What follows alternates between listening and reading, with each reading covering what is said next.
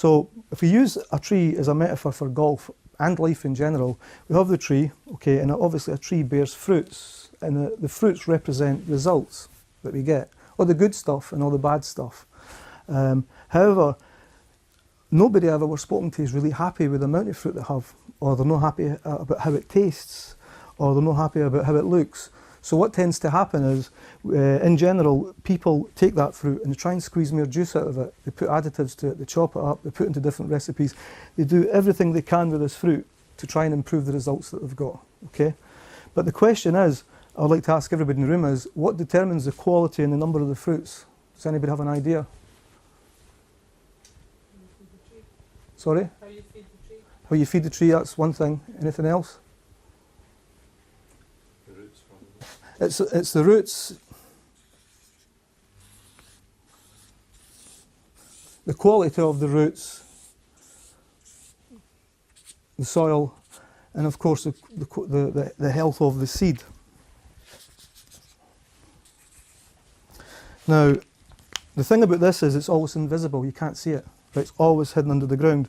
So no matter where you go on Earth, if you look anywhere on Earth, what you're looking at, the quality of what you're looking at is determined by what's underneath.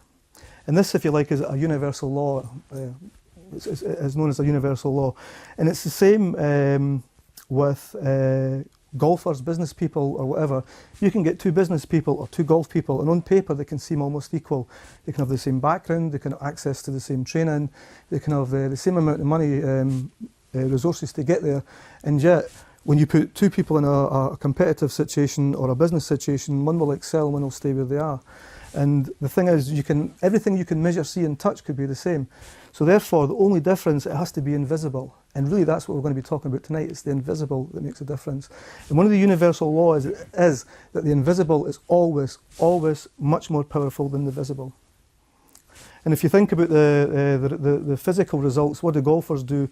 They buy new clubs, they take on more lessons, they do things in the physical world, but in actual fact it's in the inner world where you'll actually get the gains.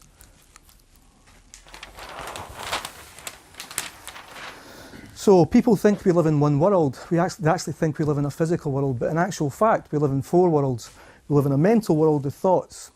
That's things that we see and self-talk. And we also live in an emotional world, a world of feelings. And we also live in a spiritual world. And when I say spiritual, it doesn't necessarily mean religious, but what it basically means is a sense of being connected to something bigger than ourselves. And we also, of course, live in the physical world. But here's the thing that most people don't realise. Your physical world is a direct printout of however these three are configured. So however you configure your mental, your emotional and your spiritual world will automatically print out your physical world. Okay? And if you think about that, for example, talking about the spiritual thing, if you even think about your golf, whenever you've had a really exceptional game of golf, it's one of these days where everything just kind of clicked into place and flowed through you. You didn't actually have to do anything. It's only when you try and do something it falls to bits. So this is the key here. It's all about configuring these three things. I call this the connection. And what I teach people, or what I will be teaching people hopefully, is how to actually access this connection on a consistent basis. And if you can do that, this is where your consistency will actually start to happen. So everything we do unconsciously. It's under here, right, okay. What I mean by that is, we also think that we have conscious decisions in life. But in actual fact, we have very little conscious decisions. For example, picking up that glass and moving it to my lips seems like a conscious act. But we actually involve something like 120 muscles doing that. We couldn't consciously coordinate all these muscles to do that. And also the actual urge to actually have a drink, where does that come from? It's no conscious decision, it comes from somewhere else. So just about everything that we do unconsciously. And this is where I think this is different from what you read in a lot of the sort of popular sports psychologist books that I've picked up about golf. They talk about the right brain and the left brain and the analytical brain and the imaginative brain. I actually like to simplify that and say there is only two parts of your brain. It's the conscious brain and it's the unconscious part of your mind. And the thing is, we do just about everything unconsciously. That's just the way I like to look at it. We also have what I call unconscious set points. And what I mean by that is we have a set limitation whereby no matter how good we want to be, no matter how much work we put into it, we can't actually move above it.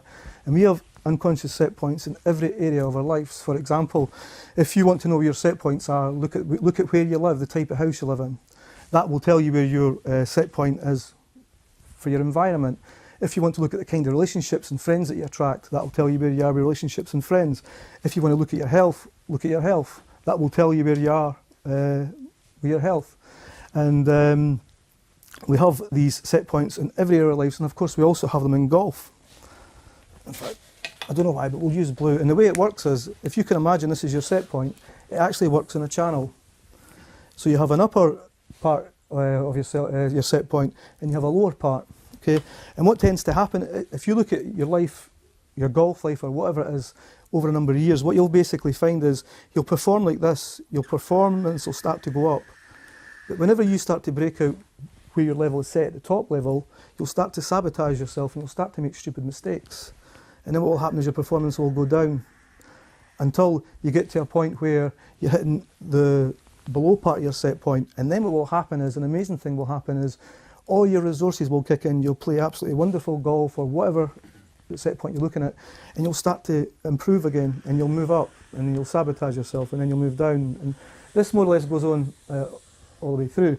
And a really good national set point would be Scottish football, for example.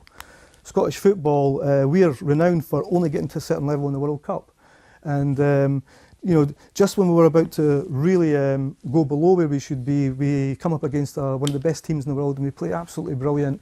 And just when we're about to go through the next round, we play a really rubbish team and we completely mess it up. But if you look at Scottish football through the decades, you'll find it never sort of moves up or down, it more or less stays the same. And if you sort of sat down and looked at your golf would more or less be the same as well. So you have these set points.